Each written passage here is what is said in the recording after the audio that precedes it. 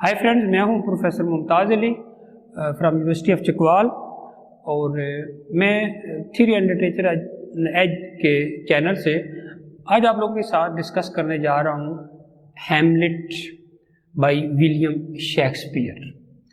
दुनिया के जो 3 सबसे बड़े ड्रामाटिस्ट हैं उनमें सबसे पहले आता है सोफोक्लिस, उसके बाद सोफोक्लिस फ्रॉम यूनान से जो ग्रीस, और उसके बाद आपके पास इब्सन नॉर्वे से, और शेक्सपियर फ्रॉम इंग्लैंड। तो शेक्सपियर के जो बहुत ही मशहूर जो फेमस प्लेज हैं, ट्रेजिडीज़ हैं, उनमें एक हैमलेट आता है जो बहुत लंबा सा प्ले है, और इसका दूसरा नाम यह है कि tragedy of Hamlet Prince of Denmark. अब ये इसकी जो थीम्स वगैरह जो है, जो कुछ भी है, सारा जो इसका मैसेज है जिसके लिए ये लिखा गया है, तो वो बताने से पहले मैं आप लोगों को इसकी जो समरी बतानी है आप लोगों को, प्लस इसकी थीम्स बतानी है। हैमलेट जो है, ये हैमलेट 2 इसके अंदर करैक्टर हैं। एक हैमलेट बाप जो था वो भी, उसका नाम भी हैमलेट था, और जो उसका बेटा है उसका नाम भी हैमलेट है, और इनकी जो वालदा है उसका नाम है गर्टरूड। अब जब ड्रामा शुरू होता है तो उससे पहले ये हुआ है कि हैमलेट का जो हैमलेट पढ़ता था विटेनबर्ग में, जर्मनी में, यूनिवर्सिटी में पढ़ता था, यूनिवर्सिटी का स्टूडेंट है, एक स्कॉलर टाइप आदमी है, बहुत सोचने वाला, समझने वाला वो। और फिर वो उसको कहा जाता है कि तुम्हारे बाप की डेथ हो गई है, तो उसका बाप मर गया है, कि तुम वापस जो है वो आओ। तो हैमलेट, बड़ा हैमलेट मर गया है तो वापस आओ। तो ये वापस आता है तो ये परेशान रहता है, क्योंकि उस दौरान ये हो चुका होता है कि इसकी बाप के मरने के बाद इसकी जो माँ है उसकी शादी हो चुकी होती है उसके अंकल के साथ, जिसका नाम है क्लाडियस। अब ये परेशान रहना शुरू कर देता है, और रात को वो जो वहाँ पर जगह है जहाँ पर ये पूरा महल है, तो उसकी जो सेटिंग है पूरे ड्रामा की, वो है एल्सिनोर कैसल। वो एक कैसल है, किला है, तो वहाँ पर रात को गार्ड लगी हुई है। तो वो जो गार्ड हैं उनको रात को वो एक नज़र आता है, घोस्ट नज़र आता है। वो कहते हैं कि ये जो घोस्ट है, ये जो हमारा हैमलेट, जो हमारा बादशाह पहला मरा था, उसका घोस्ट है। ये उससे कोई बात करने की कोशिश करते हैं तमाम जो लोग वहाँ गार्ड होते हैं, लेकिन वो बात नहीं करता इनसे, वो चला जाता है। तो वो आके बताते हैं उसके दोस्त को, होरेशो को, जो एक दोस्त है हैमलेट का। हैमलेट जो है, होरेशो फिर हैमलेट को बताता है, फिर हैमलेट अगले दिन जाता है, तो फिर वो जो उसका बाप का घोस्ट आता है, तो वो फिर जब वो देखता है तो वो तो पहचान लेता है कि ये तो मेरे बाप का घोस्ट है। फिर वो आगे आगे चलना शुरू कर देता है, बाप का घोस्ट। हैमलेट उसके पीछे चलता है, चलते चलते वो ऐसी जगह पहुंच जाते हैं जहाँ पर कोई भी नहीं होता। तो हैमलेट उसको बताता है अपने बेटे को कि मैं जो है, नेचुरल डेथ मुझे नहीं हुई, तुम्हारे जो अंकल हैं उन्होंने, मैं एक दिन बाग में लेटा हुआ था तो उन्होंने मेरे कानों में ऐसे डाला, जहर डाला, तो उसकी वजह से मेरी डेथ हो गई। तो मैं तो अपने गुनाहों को पर भी नहीं पछता सका था, कन्फेशन भी नहीं की थी, तो मैं तो मेरे साथ ये मसला हुआ है। अच्छा, अब ये जब बता चुकता है और कहता है कि तुमने मेरे बदला लेना है, और इसमें तुम्हारी माँ भी शामिल है, लेकिन माँ को कहना कुछ नहीं। अब ये वापस आता है। अब ये सोचता है कि ये चूँकि थोड़ा जर्मनी में पढ़ता था यूनिवर्सिटी में, तो ये थोड़ा ऐसे फिलासफर टाइप समझ लें, तो ये इस बात में सोचना शुरू कर देता है कि मैं करूँ क्या, आया मैं फ़ौरन से बदला ले लूँ या पहले मैं चेक करूँ कि इसने कत्ल किया भी है या नहीं। तो अब फिर वो एक बन जाता है पागलपन का, वो मुजाहरा करता है और कहता है कि मैं पागल बन के तो इसको चेक करने की कोशिश करूँगा। तो हैमलेट जो है ना, लफ्ज़ इसका अमूमन कहा जाता है कि इसका मतलब भी मैड होता है। अब वो पागलपन बजाता है, और उसके एक और लड़की है उसके अंदर, ओफिलिया, और एक दरबारी अपोलोनियस, ये उसकी बेटी है, और होरेशो की ये बहन होती है। ओफिलिया और इसकी मोहब्बत है, बहुत पुरानी चल रही होती है, शादी नहीं इनकी हो पाती। तो ओफिलिया को उसका बाप कहता है कि ये तुम्हें चीट करेगा, ये तो बादशाह है। लेकिन जो भी चलता है, एक दिन ओफिलिया के पास भी जाता है, ऐसे कपड़े फटे हुए हैं, ऐसे लगता है ये पागल है। तो इसके दौरान वो इसके ना मुख्तलिफ तरह की इसके अंदर सोलिलोक्वीज भी हैं। मीन जब वो अकेले बैठ के बातें करता है, अपने आप से कुछ कहता है, और वो जो सोलिलोक्वीज है ना, वही असल में जो जिस वजह से ये ड्रामा लिखा गया था, वो सोलिलोक्वीज के अंदर ही मौजूद है, कि पूरी एक लाइफ के बारे में फिलॉसफीज को बयान किया गया है। अब इसको जब ये एक दफ़ा इसके गांव में आ जाते हैं कुछ जो ڈرامہ کرنے والے، پلے کرنے والے. تو یہ ان کو کہتا ہے کہ آپ لوگوں نے یہ والا ڈرامہ کرنا ہے کہ ایک بادشاہ ہوگا، ایک اس کا بھائی ہوگا، وہ لیٹا ہوگا اس میں پارک میں، اور دوسرا اس کے کانوں میں زہر ڈالے گا.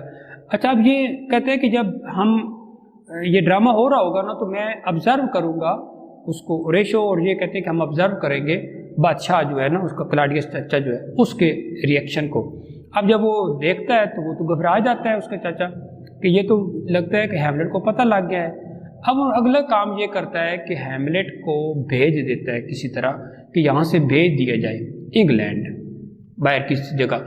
تو ساتھ اس کے نا 2 دوست اس کے بھیجتا ہے، ایک کا نام ہے گلڈنسٹن اور ایک کا نام ہے روزن کرینٹس، اور ساتھ لکھ کے بھیجتا ہے کہ جو ہی یہ بندہ وہاں پہنچتا جائے اس کو مار دیا جائے ہیملیٹ کو. تو رستے میں ہیملیٹ وہ خط پڑھ لیتا ہے. کوئی اور جو پائریٹس ہیں، جو سمندری ڈاکو، وہ حملہ کرتے ہیں. ان کو بعد میں پتہ لگتا ہے کہ ہیملیٹ کے ساتھ لڑتے ہیں، انہیں پتہ لگتا ہے یہ تو وہ بادشاہ ہے، ہمارا بادشاہ کا بیٹا ہے. تو یہ ان کے ساتھ جہاز پر سوار ہو کے واپس آ جاتا ہے، اور وہ خط جو ہے اس میں وہ لکھ آتا ہے کہ یہ 2 بندے جب وہاں پہنچے انگلینڈ میں تو ان کو مار دیے جائے.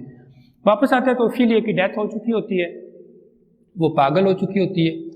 اور اس کے دوران کیونکہ وہ پاگل ہو گئی ہے، اور پاگل اس وجہ سے ہو چکی ہوتی ہے کہ اس کا جو تھا باپ، ایک دن یہ جو ہیملیٹ ہے اس کو اس کے چاچا نے اس کے ساتھ اپنے گارڈروب کو کہا کہ اس کے ساتھ بات کرو.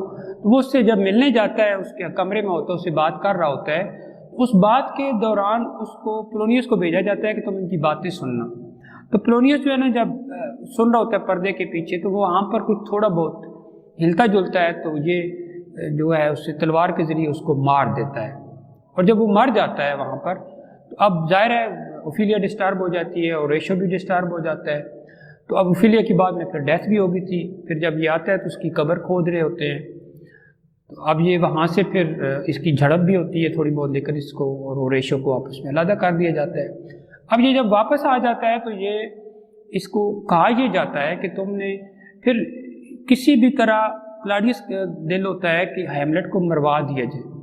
اب نیکسٹ اسٹیپ یہ کرتا ہے کہ اوریشو اور اس کے درمیان ایک لڑائی کا کرتا ہے کہ اس کو تم نہ کھاؤ، اس کے ساتھ لڑائی لڑو، اس کو ذرا کہو تمہارا باپ اس کی وجہ سے مرا، تمہاری بہن اس کی وجہ سے مری. اب وہ جب لڑائی لڑتے ہیں تو اس کی جو تلوار ہوتی ہے اس پر زہر لگا ہوتا ہے جو ریشو کی.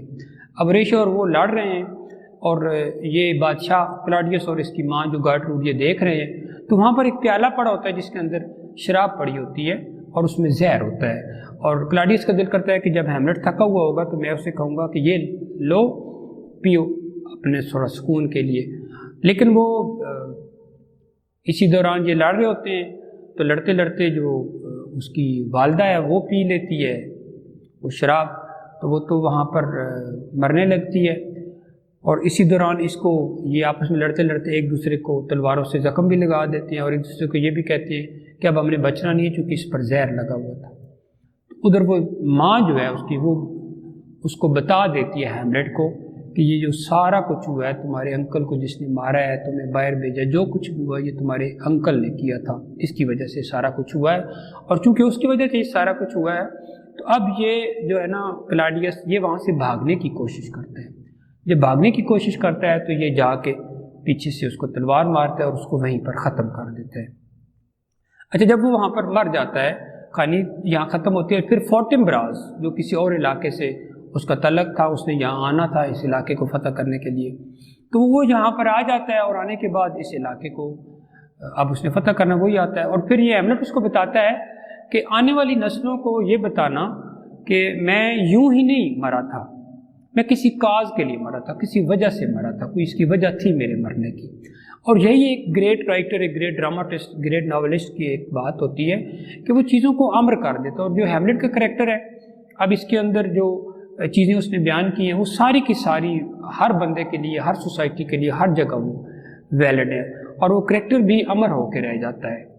اور یہی ویسے بھی لائف میں کہتے ہیں بھی کچھ بھی ایسا کر کے جانا چاہیے جس کی وجہ سے بعد میں بھی آپ کو اس کی وجہ سے یاد رکھا جائے.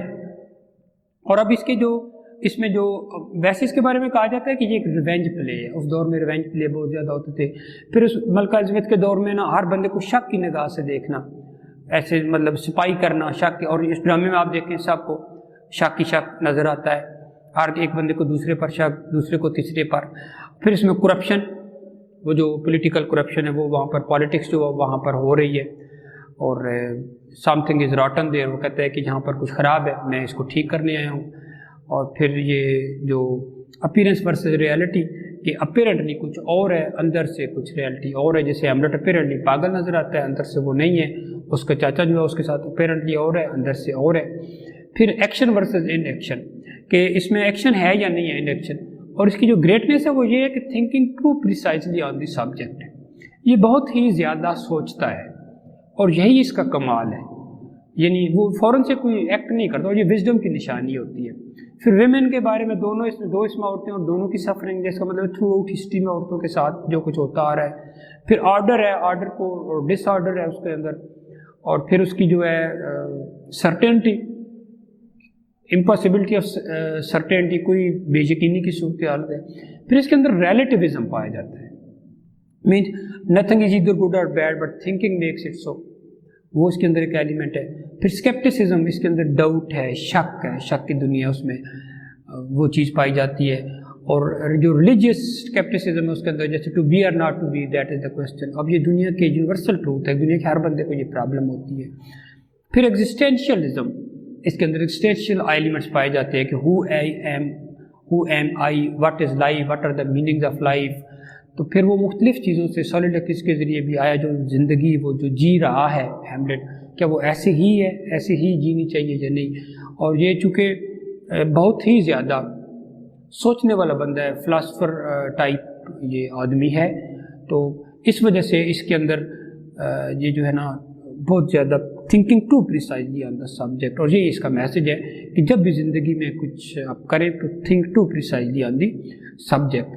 پھر یہ جو ہیملیٹ کی جو جتنی بھی ایک ٹریجڈی ہے، ایک ہیملیٹ دوسرا ہیملیٹ، وہ ایسے نہ ایک دوسرے کا آئینہ بن جاتے ہیں. مطلب کیا ہے کہ اپنے آپ کو آئینے میں دیکھیں کہ آیا جو میں وہی ہوں جو میں آئینے میں نظر آ رہا ہوں، جو میں اندر سے اور ہوں، باہر سے اور ہوں، جو کچھ میں کر رہا ہوں.